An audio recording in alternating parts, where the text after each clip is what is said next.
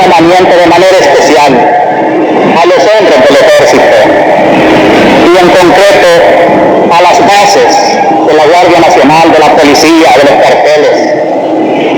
Pero hermanos, son de nuestro mismo pueblo, matan a sus mismos hermanos campesinos y ante una orden de matar que dé un hombre, debe de prevalecer la ley de Dios que dice no matar. Ningún soldado está obligado a obedecer una orden contra la ley de Dios. Una ley inmoral, nadie tiene que cumplirla.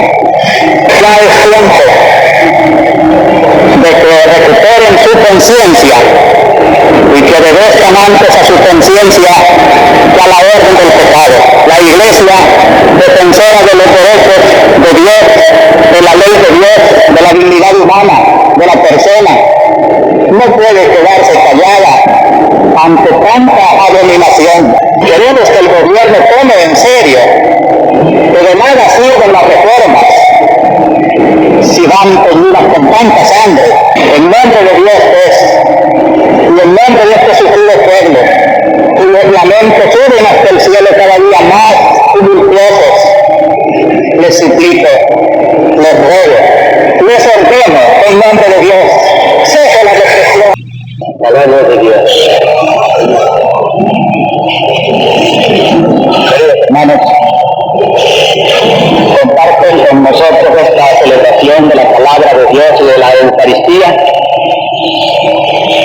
nuestros hermanos que forman una misión ecuménica que visita al Salvador estos días para darse cuenta de nuestra situación en asunto de derechos humanos. Queremos saludar a los oyentes de YSAX que por tanto tiempo han esperado este momento y que gracias a Dios ha llegado. No ignoramos el riesgo que corre nuestra pobre emisora por ser instrumento y vehículo de la verdad y de la justicia, pero sabemos que el riesgo hay que correrlo porque detrás del riesgo hay todo un pueblo que apoya esta palabra de verdad y de justicia.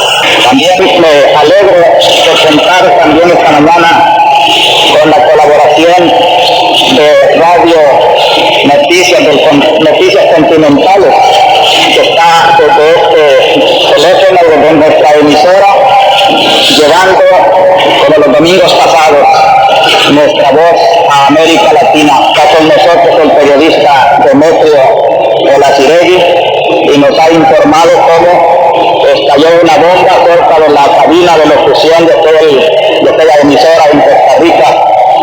Eran varias cargas de dinamita, destruyó parcialmente la pared de un edificio y 2 pisos y todos los vidrios. Tuvo que silenciarse un momento, pero luego ha seguido funcionando y está prestándonos este maravilloso servicio. Nos dice que la homilía seguirá transmitiéndose ya que hay demanda de Venezuela, de Colombia y hasta de Brasil. La emisora ha recibido de 300 a 400 cartas en que manifiestan que oyen perfectamente esta onda en Honduras, en Nicaragua y aquí mismo en El Salvador, en muchas partes. Es entonces para darle gracias a Dios que un mensaje que no quiere ser más que el modesto reflejo de la palabra divina encuentre canales maravillosos para extenderse y llegar a muchos hombres y decirles que en el contexto de la Cuaresma todo esto es una preparación para nuestra Pascua y que ya de por sí la Pascua es grito de victoria, que nadie puede apagar aquella vida que Cristo resucitó y que ya la muerte, ni todos los signos de muerte, ni de odio contra Él, ni contra su iglesia podrán vencer. Él es el victorioso, pero que así se nos florecerá en una Pascua de resurrección inacabable, es necesario acompañarle también en una Cuaresma, en una Semana Santa que es cruz, sacrificio, martirio, Y como él decía, dichosos los que no se escandalizan de su cruz. La Cuaresma pues es un llamamiento a celebrar nuestra redención en ese difícil complejo de cruz y de victoria. Nuestro pueblo actualmente está muy capacitado. Todo su ambiente nos predica de cruz, pero los que tienen fe y esperanza cristiana saben que detrás de este calvario de El Salvador está nuestra Pascua, nuestra resurrección, y esa es la esperanza del pueblo cristiano. He tratado durante estos domingos de Cuaresma de ir descubriendo en la revelación divina, en la palabra que se lee aquí en la misa, el proyecto de Dios para salvar a los pueblos y a los hombres. Porque hoy, cuando surgen diversos proyectos históricos para nuestro pueblo, podemos asegurar, aquel tendrá la victoria, que refleje mejor el proyecto de Dios. Y esta es la misión de la Iglesia. Por eso, a la luz de la palabra divina que revela el proyecto de Dios para la felicidad de los pueblos, tenemos el deber, queridos hermanos, de señalar también las realidades, saber cómo se va reflejando entre nosotros, o se está despreciando entre nosotros el proyecto de Dios. Nadie teme a mal. Que a la luz de las palabras divinas que se leen en nuestra misa, iluminemos las realidades sociales, políticas, económicas, porque de no hacerlo así, no sería un cristianismo para nosotros. Y es así como Cristo ha querido encarnarse, para que esa luz que Él trae del Padre se haga vida de los hombres y de los pueblos. Ya sé que hay muchos que se escandalizan de esta palabra y quieren acusarla de que ha dejado la predicación del Evangelio para meterse en política.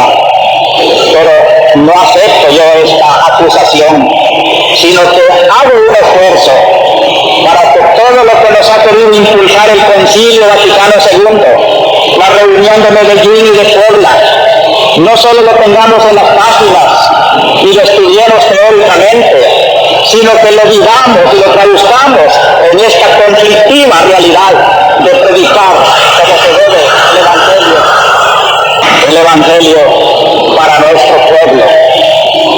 Por eso le pido al Señor, durante toda la semana, mientras voy recogiendo el clamor del pueblo y el dolor de tanto crimen, la ignominia de tanta violencia, que me dé la palabra oportuna para consolar, para denunciar, para llamar a arrepentimiento, y aunque siga siendo una voz que clama en el desierto, sé que la Iglesia está haciendo el esfuerzo por cumplir con su misión. A la luz de las palabras divinas de hoy, voy a presentar esta reflexión con este título: La Iglesia, un servicio de liberación personal, comunitaria, trascendente. Estos tres calificativos marcan los tres pensamientos de la homilía de hoy. La dignidad de la persona es lo primero que urge liberar. Segundo, pero Dios quiere salvar a todo el pueblo. Y tercero, la trascendencia da a la liberación su verdadera y definitiva dimensión. Esto parece que es el resultante de las lecturas de hoy. En primer lugar, que la dignidad de la persona es lo primero que urge salvar. Allí tenemos el Evangelio. Yo no encuentro una figura más hermosa de Jesús salvando la dignidad humana que este Jesús que no tiene pecado, frente a frente con una adúltera, humillada porque ha sido sorprendida en adulterio, y piden para ella sentencia de lapidación. Y aquel Jesús que después de echar en cara, sin decir palabra, el pecado de los propios jueces, le pregunta a la mujer: ¿nadie te ha condenado? Nadie, Señor. pero no peques más.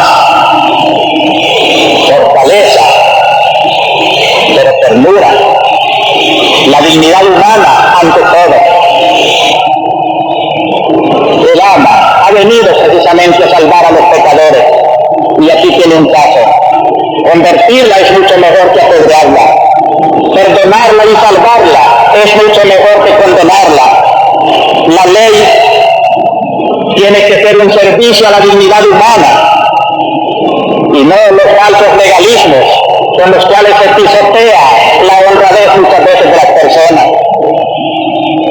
Y dice con un realismo espantoso el Evangelio: comenzaron a irse, comenzando por los más viejos. La vida se ocupa para ofender a Dios, y los años que debían de servirnos para ir creciendo en este compromiso con la humanidad, con la dignidad del hombre, con Dios, se va haciendo cada vez más hipócrita la vida, escondiendo los propios pecados que crecen juntamente con la edad.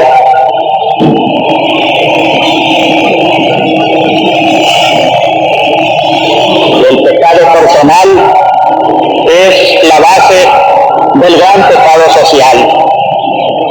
Y esto hay que tenerlo muy en cuenta, queridos hermanos, porque hoy es muy fácil, como los testigos de la adúltera, señalar y pedir justicia para eso, pero qué pocos se miran a su propia conciencia. Qué fácil es denunciar la injusticia estructural, la violencia institucionalizada, el pecado social. Sí es cierto todo eso, pero ¿dónde están las fuentes de ese pecado social? En el corazón de cada hombre. La sociedad actual es como una especie de sociedad anónima en que nadie se quiere echar la culpa y todos son responsables. Todos son responsables del negocio, pero es anónimo. Todos somos pecadores y todos hemos puesto nuestro grano de arena en esta mole de crímenes y de violencia de nuestra patria. Por eso la salvación comienza desde el hombre, desde la dignidad del hombre, del arrancarlo del pecado a cada hombre.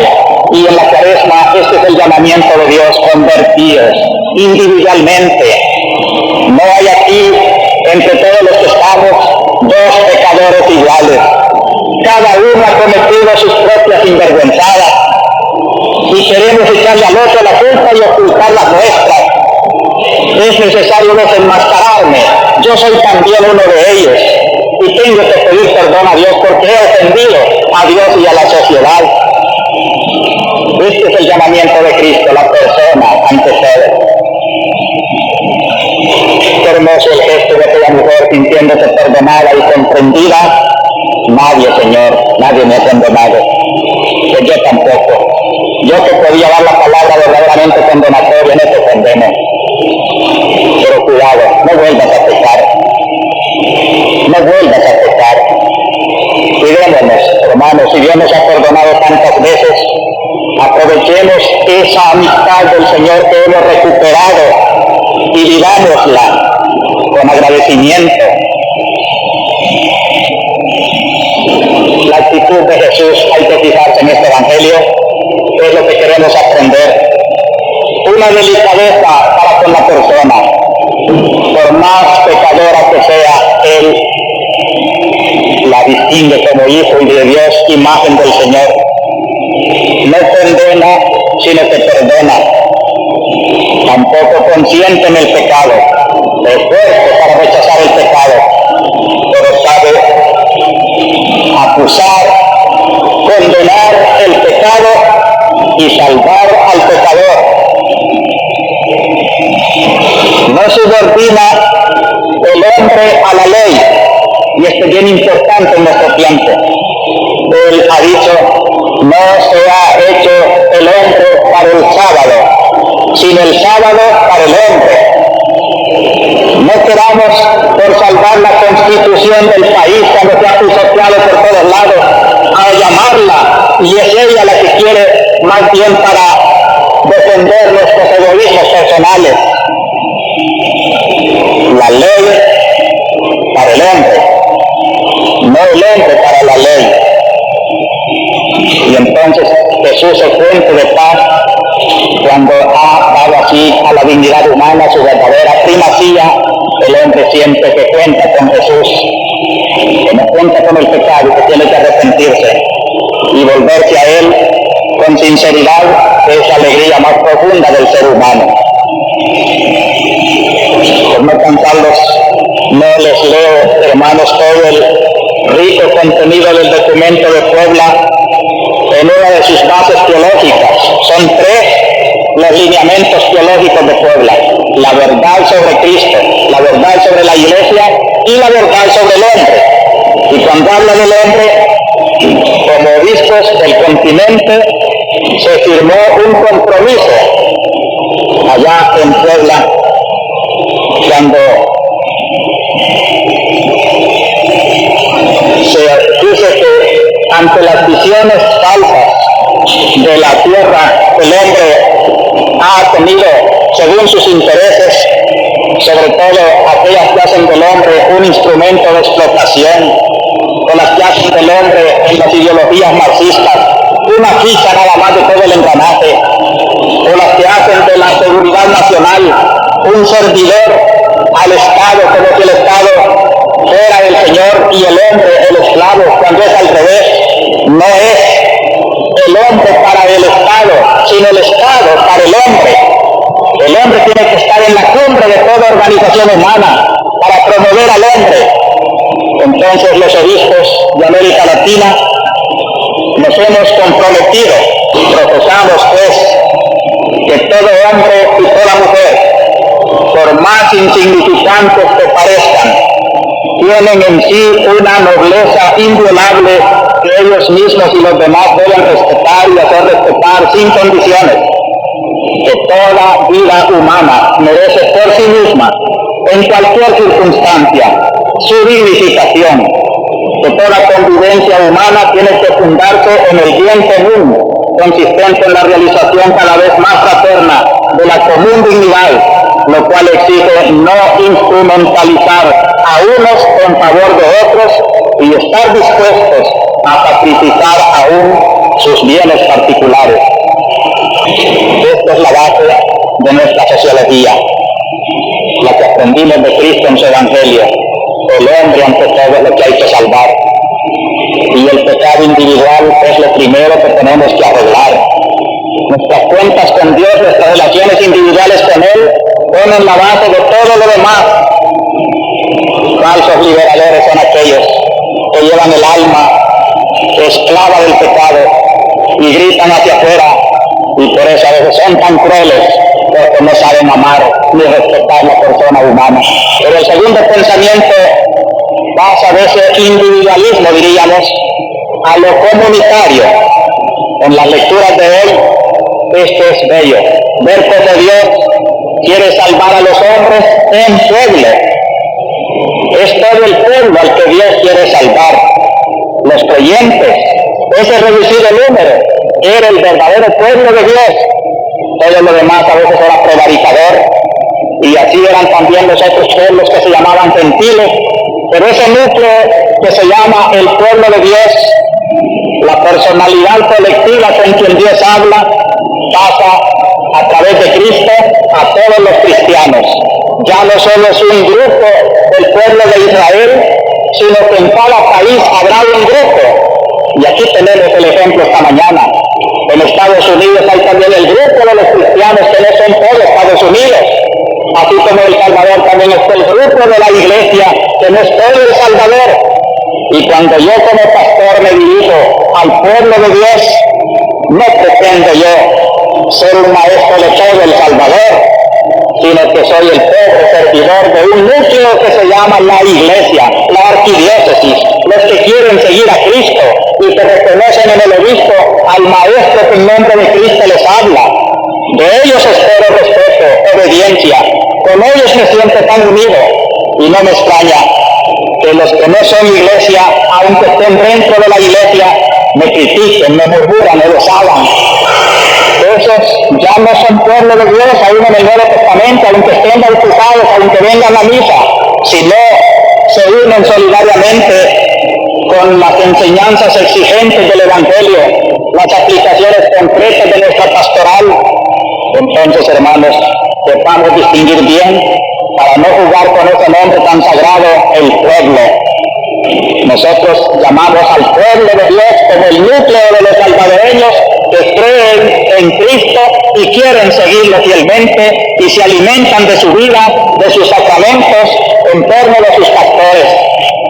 La historia no perecerá, la lleva Dios. Por eso digo, en la medida en que los proyectos históricos traten de reflejar el proyecto eterno de Dios, en esa medida se van haciendo reflejos del reino de Dios, y este es el trabajo de la Iglesia. Por eso ella, pueblo de Dios en la historia, no se instala en ningún sistema social, en ninguna organización política, en ningún partido. La Iglesia no se deja pasar por ninguna de esas fuerzas, porque ella es la peregrina eterna de la historia y va señalando a todos los momentos históricos lo que sí refleja el reino de Dios y lo que no refleja el reino de Dios. Ella es servidora del reino de Dios. El gran trabajo de los cristianos tiene que ser ese, empaparse del reino de Dios. Y desde esa alma empapada en el reino de Dios, trabajar también los proyectos de la historia. Está bien que se organicen en organizaciones populares. Está bien que hagan partidos políticos. Está bien que tomen parte en el gobierno. Está bien, con tal que seas un cristiano que llevas el reflejo del reino de Dios y tratas de implantarlo allí donde estás trabajando, que no sea juguete de las ambiciones de la tierra. Y este es el gran deber de los hombres de hoy. Y queridos cristianos, siempre les he dicho y lo repetiré, de aquí, del grupo cristiano, del pueblo de Dios, tienen que salir los hombres que van a ser los verdaderos liberadores de nuestro pueblo. Cualquier proyecto histórico que no se fundamente en eso que dijimos en el primer punto, la dignidad de la persona humana, el querer de Dios, el reino de Cristo entre los hombres, será un proyecto efímero y será cada vez más estable y será cada vez solución del bien común de los pueblos, según la índole de cada pueblo, el que refleje mejor ese eterno designio de Dios. Por eso hay que agradecerle a la Iglesia, queridos hermanos políticos, no manipular a la Iglesia para llevarla a lo que nosotros queremos que diga, sino decir nosotros lo que la Iglesia está enseñando. No tiene intereses. Yo no tengo ninguna ambición de poder. Y por eso con toda libertad le digo al poder lo que está bueno y lo que está malo, y a cualquier grupo político le digo también lo que está bueno y lo que está malo. Es mi deber. Y desde esa libertad del reino de Dios, la Iglesia, que no solo es el obispo y los sacerdotes, sino todos ustedes los fieles, las religiosas, los colegios católicos, todo lo que es el pueblo de Dios, el núcleo de los creyentes en Cristo, debíamos de unificar nuestros criterios, no debíamos de desunirnos, no debíamos de parecer dispersos, y muchas veces como que somos acomplejados ante las organizaciones políticas populares y queremos complacerlas más a ellas que al reino de Dios en sus designios eternos. No tenemos nada que mendigarle a nadie, porque tenemos mucho que darle a todos. Y esto no es soberbia, sino la humildad agradecida del que ha recibido de Dios una revelación para comunicarla a los demás. Finalmente, el tercer pensamiento, sacado de las lecturas de hoy, es que el proyecto de Dios para liberar al pueblo es trascendente. La trascendencia le da a la liberación su dimensión verdadera y definitiva. Yo creo que hasta repito demasiado esta idea, pero no me cansaré de hacerlo, porque corremos mucho el peligro de querer salir de las situaciones inmediatas con resoluciones inmediatas y nos olvidamos que los inmediatismos pueden ser parches, pero no soluciones verdaderas. La solución verdadera tiene que encajar en el proyecto definitivo de Dios. Toda la solución que queramos dar a una mejor distribución de la tierra, a una mejor administración del dinero en El Salvador, a una organización política acomodada al bien común de los salvadoreños, tendrá que buscarse siempre en el conjunto de la liberación definitiva. Hace poco me presentaban un esquema muy significativo y es el hombre que trabaja en política mira los problemas temporales, el dinero, las tierras, las cosas, y se puede quedar contento con solo resolver estos problemas. Pero el político que tiene fe se remonta hasta Dios y desde Dios mira cómo ese tramo inmediato que los políticos de hoy están tratando de resolver no debe de mirarse separadamente de la perspectiva de Dios. Desde el principio al fin en la historia, Dios lleva un proyecto y la solución hay que acomodarla a esa perspectiva de Dios para que sea eficaz. Y según esa perspectiva de Dios, como aparece en las palabras de hoy que se han leído en la Biblia, en primer lugar, reconocer que Dios es el protagonista de la historia. En segundo lugar, hay que partir de la redención del pecado. Y en tercer lugar, no descartar a Cristo, que es el camino y la meta de la verdadera liberación. Así está en las lecturas de hoy, y este es el proyecto que durante toda la Cuaresma hemos venido estudiando.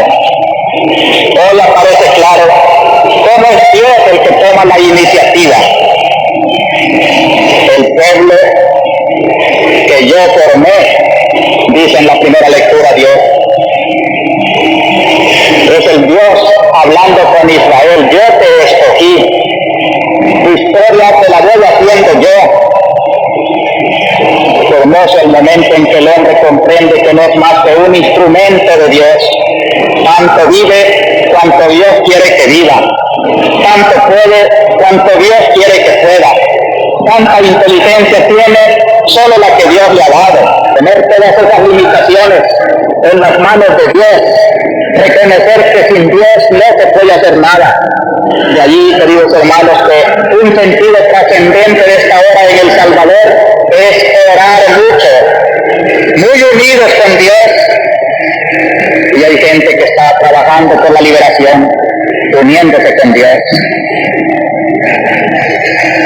El otro día que hablábamos de un problema de un refugio, que no confundan el refugio con un cuartel.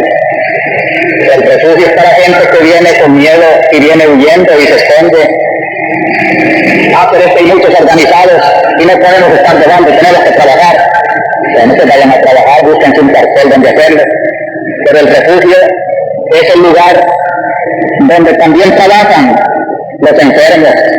Aquel padre de familia con su mujer enferma y sus niños que no podían, los querían mandar a ocupar una iglesia.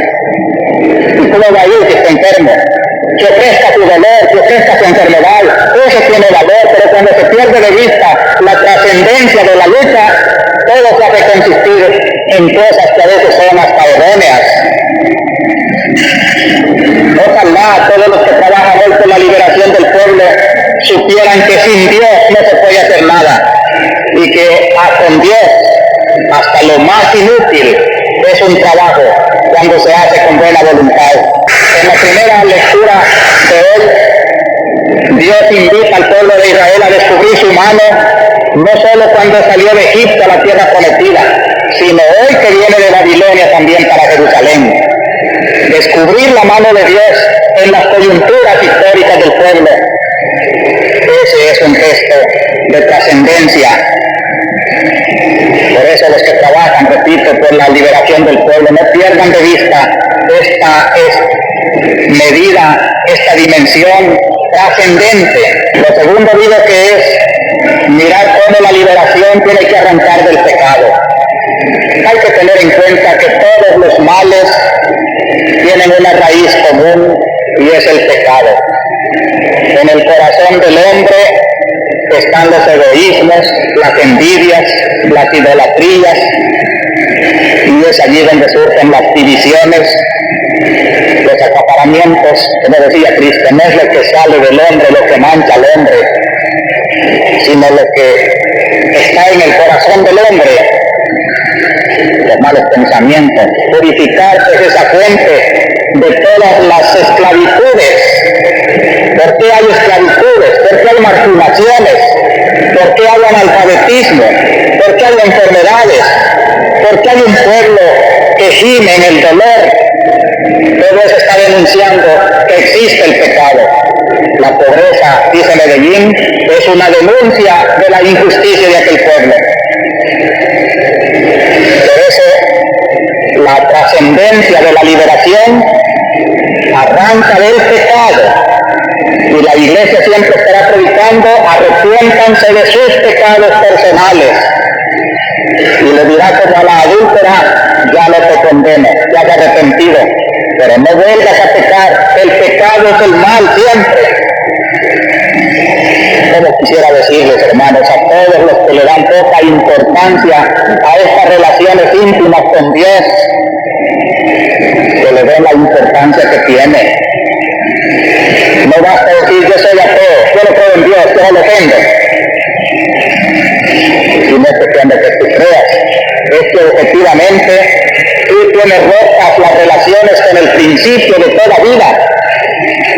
Mientras no lo descubras y no lo sigas y no lo ames, tú eres una pieza descoyuntada de su origen, y por eso llevas en ti mismo el desorden, la desunión, la ingratitud, la falta de fe, de fraternidad. Sin Dios no puede haber un concepto verdadero de liberación. Liberaciones inmediatistas sí las puede haber, pero liberaciones definitivas, sólidas, solo los hombres de fe las van a realizar. Y por eso, en tercer lugar, esta trascendencia nos pide una fe muy grande en Jesucristo. Es incomparable la página de San Pablo, el pecador que había olvidado a Cristo, mejor dicho, no lo conoció, y más bien creía que Cristo y sus cristianos eran unos traidores de la religión verdadera, que era el judaísmo, y se sentía autorizado para ir a amarrado y acabar con esa secta. Pero cuando Cristo se le presenta y le revela, él cae en la cuenta de su ignorancia y escribe: todo lo estimo ya como pérdida, comparado con la excelencia del conocimiento de Cristo Jesús mi Señor. Qué gratitud de un pecador cuando dice: no te conocía, Señor, ahora sí ya te conozco, y ahora todo lo demás me parece inútil en comparación de la excelencia de conocerte a ti, mi Señor.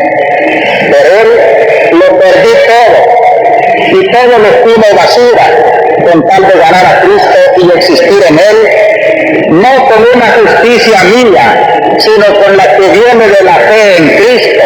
Esta es la trascendencia. Hay muchos que quieren una justicia mía, una justicia de hombres. No trascienden. No es esa la que le salva, dice San Pablo. Es la justicia que viene por la fe de Cristo mi Señor. ¿Y cómo es Cristo justicia del hombre?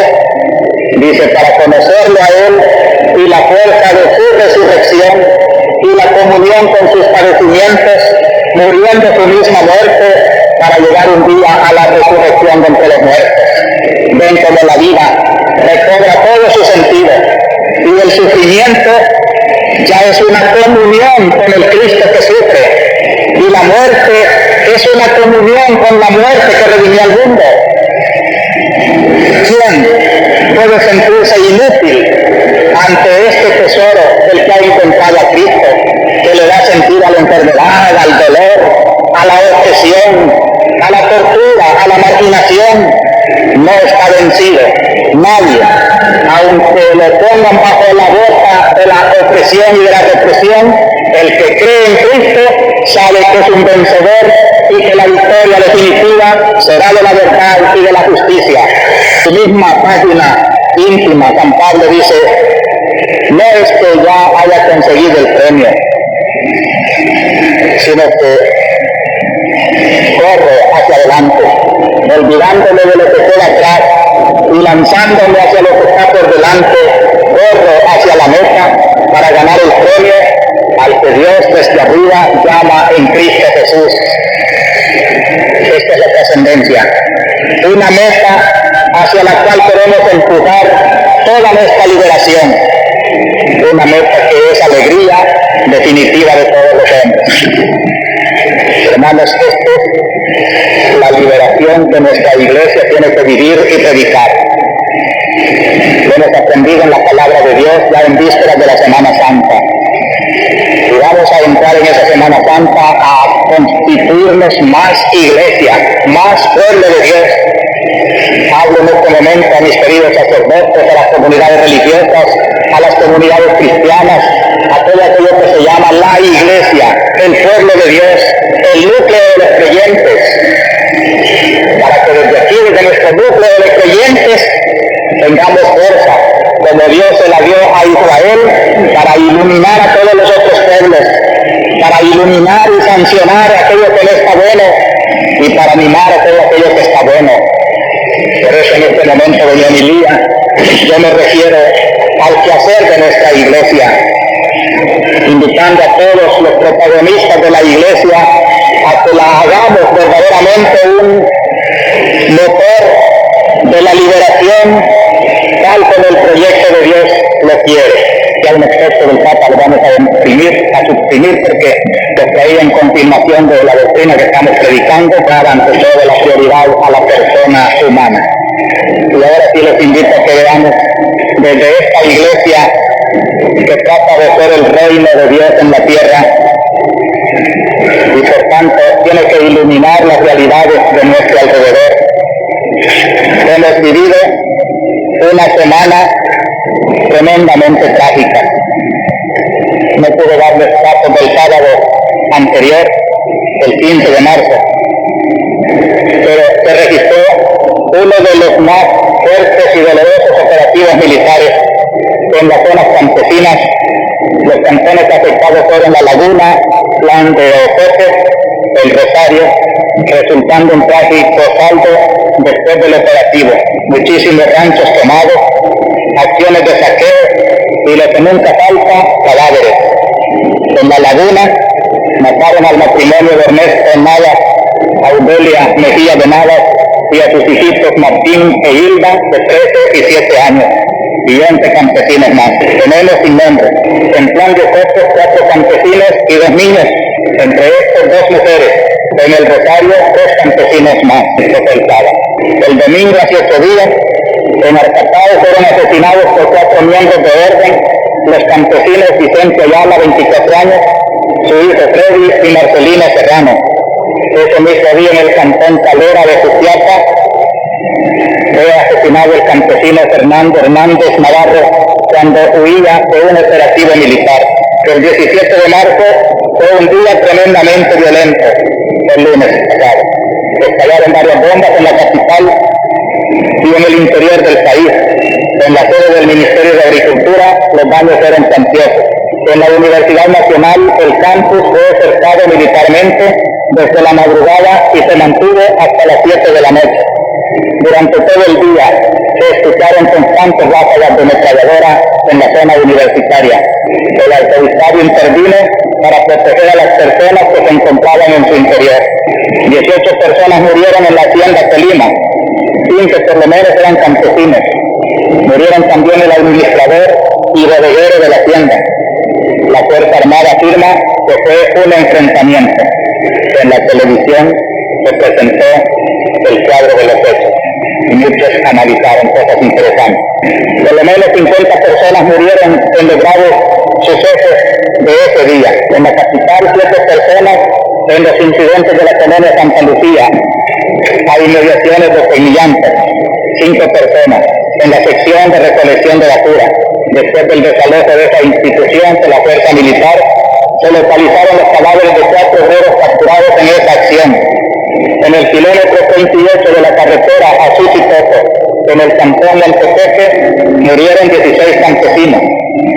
Este mismo día fueron capturados en Millantas 2 estudiantes de la UCA, 2 hermanos, Mario Nelson y Miguel Alberto Rodríguez Velado. El primero, después de 4 días de detención ilegal, fue consignado a los tribunales, no así su hermano, quien iba herido y aún guarda detención ilegal. El socorro jurídico interviene en su defensa. Amnistía Internacional emitió un comunicado de prensa en el que describió la represión de los campesinos, especialmente en la zona de Chalatenango. La semana confirma este informe, a pesar de que el gobierno lo negó. Entrando a la iglesia, me entregaron un cable que dice Amnistía Internacional ratificó hoy sábado, ayer, aquí, que en El Salvador se violan los derechos humanos a extremos que no se han dado en otros países. Así le aseguró en entrevista de prensa en esta capital, en Managua, Patricio Fuentes, vocero del proyecto de acción especial para Centroamérica de la sección de Amnistía en Suecia. Fuentes aseguró que durante 2 semanas de investigaciones que llevó a cabo en El Salvador, pudo comprobar la ocurrencia de 83 asesinatos políticos entre el 10 y el 14 de marzo. Señaló que Amnistía Internacional recientemente condenó el gobierno de El Salvador responsabilizándolo de 600 asesinatos políticos. El gobierno salvadoreño en su oportunidad se defendió de los cargos, argumentando que Amnistía había condenado basándose en suposiciones. Ahora hemos comprobado que en El Salvador se violan los derechos humanos a un límite peor que la represión que se dio en Chile tras el golpe de Estado, dijo Fuentes.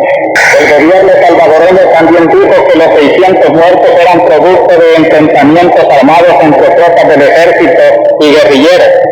Fuentes dijo que durante su permanencia en El Salvador pudo ver que antes y después de los asesinatos hubo torturas en contra de las víctimas. El vocero de Amnistía dijo que los cadáveres de las víctimas, como característica, aparecen con los dedos pulgares amarrados a la espalda. También aplicaron a los cadáveres líquidos corrosivos para evitar la identificación de las víctimas por parte de los familiares, para obstaculizar denuncias de tipo internacional, agregó. Sin embargo, los muertos han sido identificados después de una labor de exhumación de cadáveres. Fuentes dijo que la represión del ejército salvadoreño tiene por fin desmantelar la organización popular mediante el asesinato de dirigentes, tanto en la ciudad como en el campo. En el área rural, según el vocero de Amnistía, por lo menos 3.500 campesinos de sus lugares de origen hacia la capital para ponerse a salvo de la persecución. Tenemos listas completas en Londres y Suecia de niños, jóvenes y mujeres que han sido asesinados por el hecho de estar organizados, aseguró Fuentes. El informante dijo que Amnistía Internacional, que es una organización humanitaria, no se identifica ni con gobiernos, ni organizaciones, ni personas. No pretendemos votar al gobierno, pero sí luchamos porque se respeten los derechos humanos en cualquier parte del mundo, pero en especial donde están más amenazados o atropellados, dijo Fuentes. Esto confirma pues lo que vamos narrando esta semana espantosa. Quisiera hacer, a propósito de este día 17 tan violento, un análisis de lo que fue tal vez la causa de esas violencias, el paro que convocó la Coordinadora Revolucionaria de Masas. Su finalidad es una protesta contra la represión, y el domingo pasado dije que la finalidad es legítima. Se trata de denunciar un hecho que no se puede tolerar. Pero el paro tenía también una intencionalidad política, el de demostrar que la represión, en vez de intimidar a las organizaciones populares, las estaba robusteciendo, y la de rechazar la posición del actual gobierno, que necesita de la represión violenta para llevar adelante sus reformas, unas reformas que por diversos capítulos no son aceptables por parte de las organizaciones populares. El estado de sitio y la desinformación a la que nos tienen sometidos tanto los comunicados oficiales como la mayor parte de nuestros medios de comunicación no permiten todavía medir con objetividad el alcance del paro nacional. Radios extranjeras han hablado de un 70% del paro, lo cual sería ciertamente una proporción altísima que podría estimarse como un triunfo notable. Aún restando los establecimientos que cerraron por temor tanto de las acciones de la izquierda como las que implementó la derecha y el gobierno en la madrugada del propio lunes, no puede negarse que la fuerza demostrada por la coordinadora en el campo estrictamente laboral fue grande. La coordinadora no solo fue en el campo, sino también en la fábrica y en la ciudad.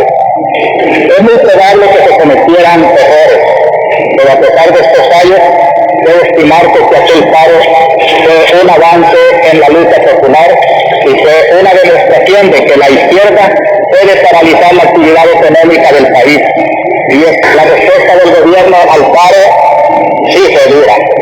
No solo el patrullaje de las ciudades y el tiroteo contra la Universidad de El Salvador así lo demuestran, sino sobre todo las muertes que ocasionaron.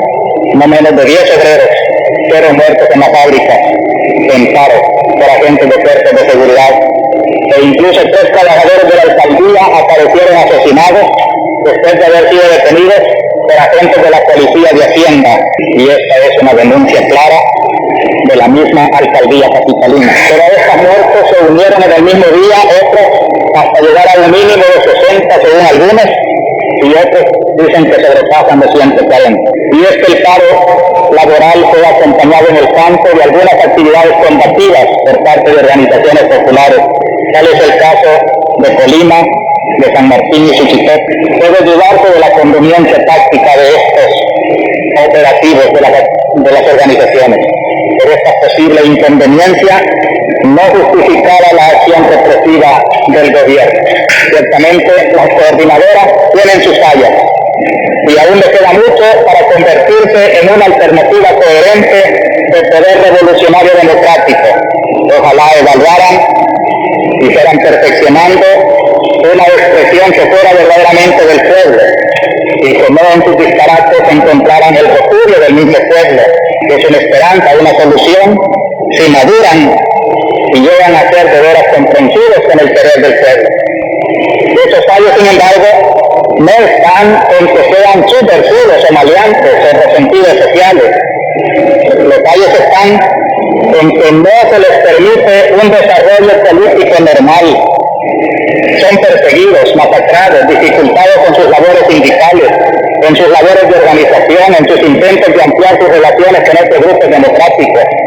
Así lo que se va a conseguir es su radicalización y su desesperación. Es difícil en estas circunstancias que no se lancen a actividades revolucionarias, a luchas combativas. Lo menos que se puede decir es que el país está viviendo una etapa pre-revolucionaria y de ningún modo una etapa de transición. La cuestión fundamental es cómo salir por el camino menos violento de esta etapa crítica. Y en este punto, la responsabilidad mayor es la de los gobernantes civiles y sobre todo militares. Ojalá no se dejen cegar por lo que están haciendo de reforma agraria. Debe ser un engaño que les impida ver la totalidad del proceso. El martes estamos siguiendo una semana cargada de hechos que no se pueden dejar de mencionar. En los recortes que traía del Papa, el Papa también recoge el número de víctimas que ha habido en Italia y en Roma, sobre todo en sus días.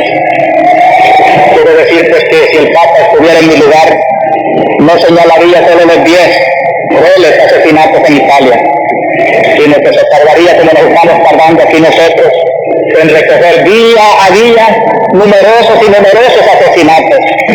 El 18 de marzo, los cadáveres de 4 campesinos fueron localizados de este día en distintas zonas. 2 en Mezapán, 2 en San Miguel. El jueves 20 de marzo a las 4 de la tarde en el cantón El Jocote de Saltepeque fueron asesinados el dirigente campesino Alfonso Muñoz Pacheco, secretario de conflictos de la Federación de Trabajadores del Campo. El campesino Muñoz era ampliamente conocido en el campo muy horroroso y muy importante. Este mismo día, jueves 20, fue localizado aún con vida el campesino Agustín Sánchez, quien había sido capturado el 15 por soldados en Zacatepoluca, que lo entregaron a la policía de Hacienda. Ha afirmado el campesino Sánchez en una declaración ante notario y testigos que su tortura sucedió en la Hacienda del Cauca, departamento de La Paz, cuando trabajaba en la afiliación de la Unión Comunal Salvadoreña. Lo mantuvieron durante 4 días torturándolo sin comida ni agua, con azotes constantes, asfixia, hasta que el día 19 de marzo, junto con otros 2 compañeros, le dieron balazos en la cabeza, con la suerte de que este balazo solo le destrozó el pómulo derecho y el ojo. Moribundo en la madrugada, unos campesinos le dieron ayuda, hasta que una persona de confianza lo trasladó a esta capital. Este rende testimonio no lo pudo firmar el campesino porque tenía deshechas las 2 manos. Personas de reconocida honorabilidad presenciaron este horrible cuadro y hay documento fotográfico que revela el estado en que recogieron a este pobre campesino. Queridos hermanos, sería interesante ahora hacer un análisis, pero no puedo abusar de su tiempo, de lo que han significado estos meses de un nuevo gobierno que precisamente quería sacarnos de estos ambientes horrorosos. Y si lo que se pretende es decapitar la organización del pueblo y estorbar el proceso que el pueblo quiere, no puede progresar este proceso. Sin las raíces en el pueblo, ningún gobierno puede tener eficacia, mucho menos cuando quiere implantarlo a fuerza de sangre y de dolor. Yo quisiera hacer un llamamiento de manera especial a los hombres del ejército y en concreto a las bases de la Guardia Nacional, de la policía, de los cuarteles. Los hermanos son de nuestro mismo pueblo, matan a sus mismos hermanos campesinos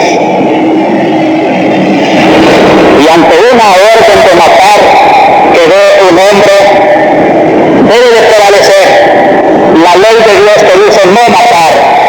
Ningún soldado está obligado a obedecer una orden contra la ley de Dios. Una ley inmoral, nadie tiene que cumplirla. Ya es tiempo de que recuperen su conciencia y que obedezcan antes a su conciencia que a la orden del pecado. La Iglesia, defensora de los derechos de Dios, de la ley de Dios, de la dignidad humana, de la persona, no puede quedarse callada ante tanta abominación. Queremos que el gobierno tome en serio que de nada sirven las reformas si van con tanta sangre. En nombre de Dios, pues, y en nombre de este